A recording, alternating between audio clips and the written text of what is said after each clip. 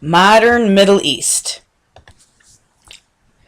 Now, in the early times of the Middle East, it was called the Ottoman Empire, and you can see there on the map that the Ottoman Empire was quite large and covered not just the Middle East, but also parts of North Africa and Eastern Europe. And this was controlled by the Ottomans all the way through World War I, which we've already talked about. And after World War I, the Ottoman Empire was disbanded, broke up. During the time of the Ottoman Empire, they had the Armenian Massacre, which 1 million Armenian Christians were killed by the Ottomans because they were Christian. Okay, and at the end of the Ottoman Empire, the only thing that survived after World War I was the country of Turkey.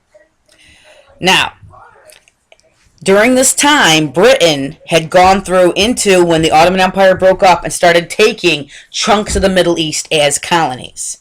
All right, and you had the French controlling some of them. You had the British obviously controlling some, and so there was a lot of, we'll say, disagreements and conflicts in this area because them being colonies, they didn't want to be controlled, and then France and Britain were not treating the people very well.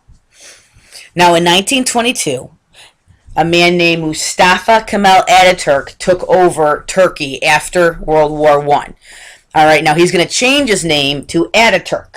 And Ataturk literally means the father of all Turks. He is going to become the leader of Turkey, and he is going to revolutionize the country in less than 25 years. He westernized and modernized Turkey. The Regents always ask you that.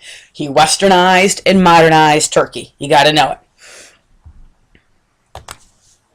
Now, in the country of Lebanon, which is right there in the Middle East, you can see on the map, they were controlled by many different groups. All right, and in the mid-1970s, there was a massive civil war. Okay, and it lasted for many years. You can see 1975 to 1990, and it was a bloody civil war between Christians and Muslims. All right, and today it is predominantly a Muslim country, but there are Christians that live there, but it is predominantly Muslim. Now, as we talked about with the creation of the State of Israel, okay, Theodor Herzl and the Zionist movement, that was pre-World War I, the idea of Jews having somewhere to go, and they wanted to go back to their biblical homeland in Israel. All right, in 1917, there was the Balfour Declaration, which basically made Palestine a British colony or mandate. But of course, after the Holocaust, they split that area to make two separate states, one for Israel and one for Israel and the Jews, and one for the Palestinian Arabs. Now, this map shows you how the area, how the Palestinians and the Israelis, how their borders have changed from 1946 to the year 2000. Okay. Now, in the beginning, the white land in 1946 is the Jewish land. So you can see all the way over here to the predominantly green map that all the green was Palestinian and all the white was Jewish. Now, this is 46. Now, in 1947, the UN splits the land. So all the white becomes Jewish land, and all the green becomes Palestinian land. And you can see there the Palestinians lost quite a bit of land. And if you were a Palestinian living on the now Israeli or Jewish land, you were forced to move. You had to give up everything, grab your stuff, and move to a Palestinian safe place. That did not go over well. Now, between 1949 and 1967, there were a series of wars. And basically, the Israelis won. The Jewish army won because they put up a fight. And you can see there, all the white is now Israeli land, and the green is Palestinian land. Now, in the year 2000, you can see that most of the Israeli land is Jewish. Okay? It is the white... the white is the Israeli land, and the green is what's left of the Palestinian land, and most of those green areas are now refugee camps, and many of them are in an area we call today Also the Gaza Strip. And the Gaza Strip is way down, right on the coast of the Mediterranean Sea there. And it's just labeled Gaza on the map. And there's a lot of fighting going on over the Gaza Strip and who owns it and who doesn't own it. Today, unfortunately, this is a very contentious area. There's a lot of violence, and it's really unfortunate. Now, with the Arab-Israeli conflict, okay, this shows you a little bit of a timeline.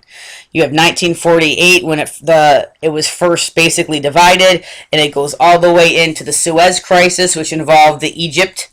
Then you had the Six-Day War, which also involved Egypt, the Yom Kippur War in 1973, and then the Intifada against the Palestinians in 1987. So there's been a long-standing war going on there. There have been several failed peace attempts. You had the 1979 Camp David Accords, the 1993 Oslo Accords, and of course the 1999 Dayton Accords. And extremists on both sides continue to derail the peace process.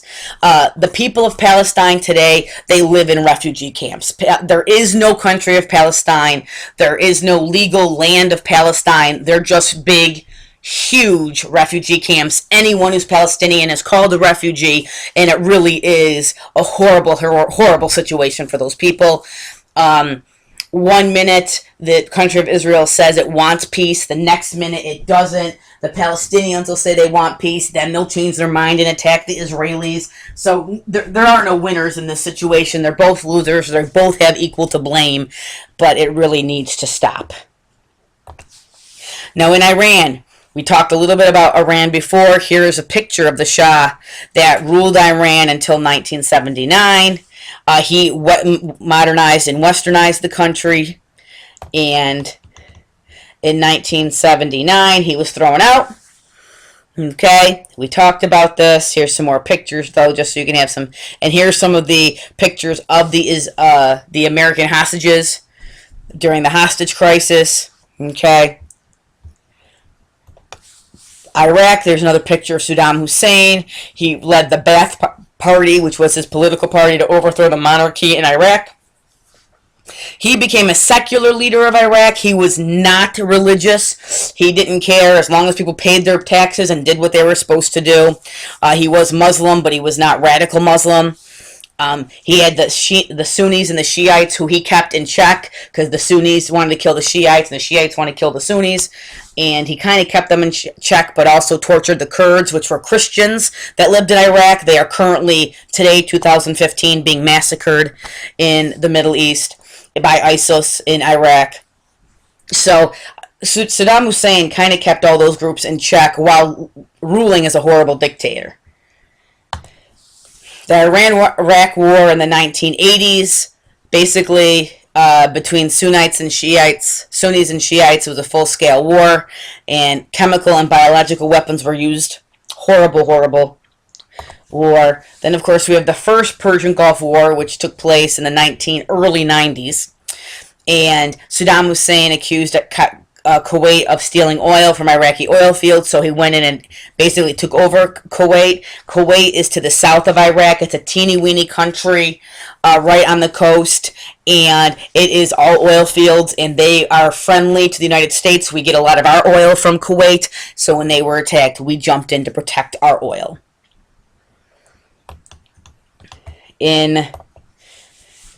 Eventually, we're going to drive the Iraqis from Kuwait. Iraq is going to be put under a lot of restrictions and things like that. They're not allowed to have weapons of mass destruction. They're not allowed to have chemical weapons, things of that nature. And they are supposed to be inspected by United Nations officials. Now, in 2003, after 9/11, Saddam Hussein supposedly is violating the weapons of mass destruction ban, and so the U.S. with the United Nations go in to find out if Saddam Hussein has got these weapons. It is found out that he does not. A lot of people around the world do not support us, basically, us and other countries invading Iraq. We eventually pull out of Iraq, but it's a big mess even today. It's not a stable country. That's why ISIL is in there. And basically, there's a massive civil war going on with ISIL and the Muslims and the Christians. It's just not good, not good at all, and it's still obviously not a stable area. As a result of the invasion of Saddam Hussein was removed from power and executed, the future of Iraq is still undecided, and like we talked about, it has a huge terrorist problem. There are many obstacles to peace in the Middle East. One, you have conflicts between modern and traditional ideas. Women's rights are a big one. They don't want women to learn to read or write. Arranged marriages, women must be covered up. There's also very big religious conflicts between the Sunnis and the Shiites. And basically, Sunnis and Shiites are both Muslims. And they differ over who they believe should be running the Islamic faith. Some believe that one should be a direct descendant from Muhammad himself. Others believe that it should be through other leaders that have the power to rule over. And so there's a lot of violence between the two groups because of those. There's also a lot of environmental issues. You have water rights, oil drilling, fighting for the oil, and once again, the displaced peoples and the refugees, and of course, terrorism, which is used all over the place. So unfortunately, it's not a very stable area, and it probably won't be for many, many, many, many years.